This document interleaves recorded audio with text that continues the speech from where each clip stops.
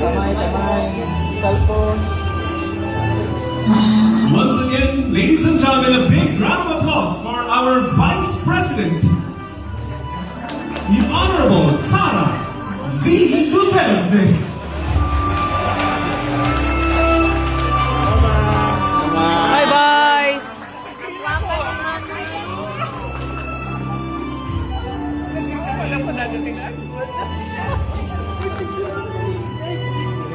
Asa sila? Asa sila?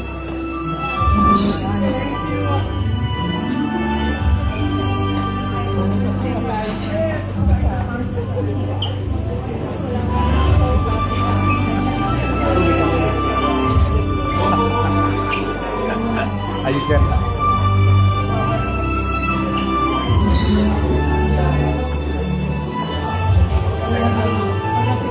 Sabi ko ba, pag sa labas ni Ana, dili good si Inday Sara, si Susabel Reta gud ang mulabas na tara. Ikaw gid, sabi ko, ang mulabas nila si Susabel Reta, dili si Inday. Tama gud ako, unang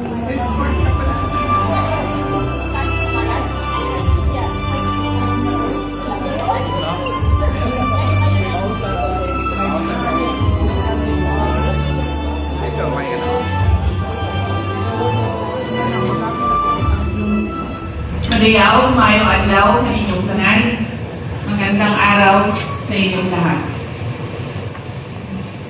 Ang ako ang mainiton nga pagtimbaya sa inyong tanan ug malipayong araw ng Davao. Congratulations to our 2026 Dato Bago awardees, Eduardo Bangayan, Jean Bangayan, Maria Cristina Florendo Brias, Alex Buenaventura, Manuel Urig, and of course, Wenejito Pepito. You know, earlier, those who were looking at the presidential table, you might have noticed me giggling because Councilor Jay Kitain, when the names of the awardees were announced, I asked, sabi ko, nasaan si Sir Alex Buenaventura? And then he said, well, I don't know. Sabi niya, ko lang. Tapos sabi ko, siguro matanda na. I know Sir Alex from a common friend, a lawyer here in Davao. And I know him as well from his work in One Network Bank, a long time ago. And then he said, sabi ko, matanda na siguro si Sir Alex, he doesn't go out anymore. And then, here's Jay Kitain, sabi niya, well, yes, you have to be at least 80 years old to get this award. Ilang sila lahat. Sabi niya. And then he said, nagulat na ako kanina, sabi ni Attorney Jay. Sabi niya, may bata na awardee. Sabi niya daw sa sarili niya, may bata na awardee na pala ngayon. And then I told him, well, Jay, you have to wait until you're 80 years old to get this award. But the way that you're acting now, sabi ko sa kanya, maybe you'll get it next year. Kasi he was asking me, ano daw yung brand ng aking water container. And he was asking me, anong brand niya? So I turned it to him, and then he used his eyeglasses to look at the... Sabi ko, pa-opera ka nga ng mata mo, you act old. And then sabi ko, magpatina ka ng buhok mo. Because right now, para ka ng Dato Bago awardee. But you know, this day is a day of, hindi ko naman masabi na matanda, but a day of wisdom. No? A day of wisdom. Earlier in the day, I was with former Councilor Susabel Reta. Her 75th birthday is coming up. I was invited to the birthday, but then I said, I don't know what will happen during that day about my schedule. So let's make sure that I can personally greet you for your 75th birthday. Let's just go out and eat merienda on March 18. So we did. And then I said, are you attending Davao Bago? And then she said, yes. And I said, let's go together. So we eat merienda and then we go to Davao Bago. So while we were on our way here to Manday Hotel, she said, well, thank you so much for making time for me. Sabi ko, of course, tita, because you only turn 75 years old once in your lifetime. And I want to remind you that you're old. And it reminds me as well that I am older now.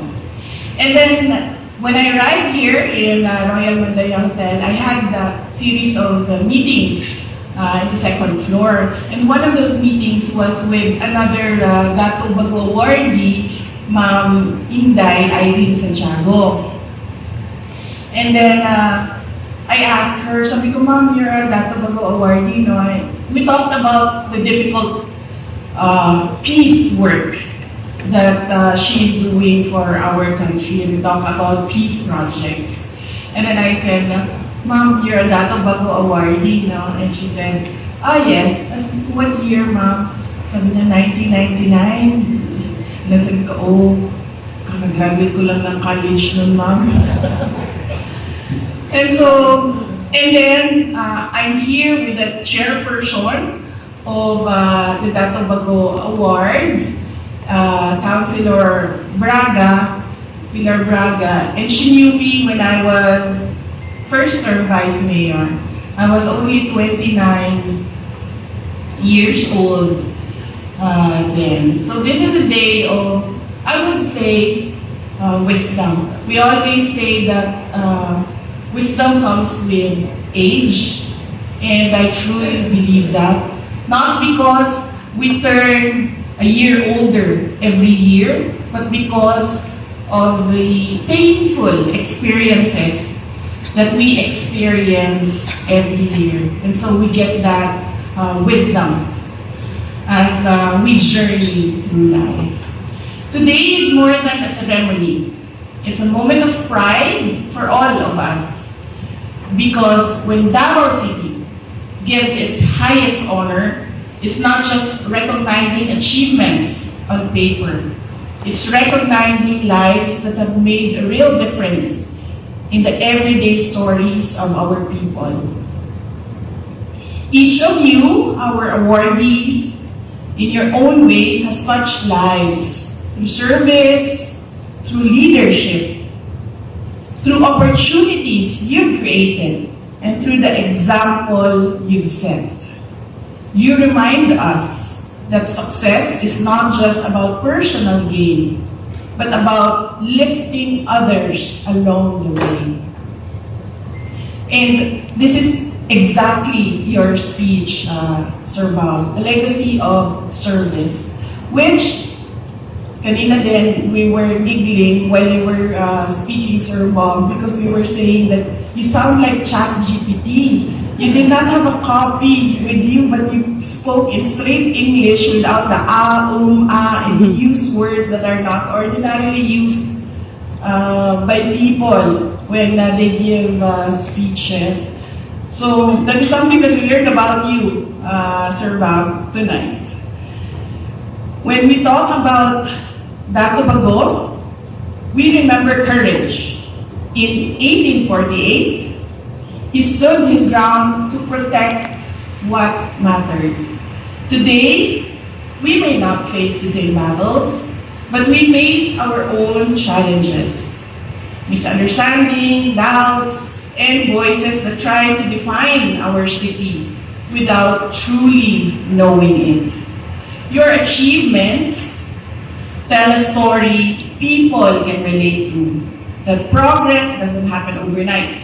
And it doesn't come from one person alone. It comes from ordinary people choosing every day to do something meaningful for Davao City. In many ways, you carry the spirit of Dato Bago today, not with weapons, but with integrity, commitment, and heart. To our awardees, thank you for showing us what it means to stand your ground, to serve with purpose, and to build something that lasts. Your success is not yours alone. It belongs to every Dabawenyo now who believes in a better future. Magpabilin kitang likod sa pagbarog alang sa atong dakbayan. Mga kaigsuunan kong Dabawenyo, mahalon nato ang Pilipinas para sa Diyos, sa nasod, ug sa matag pamilyang Pilipino. Syukran. A big round of applause.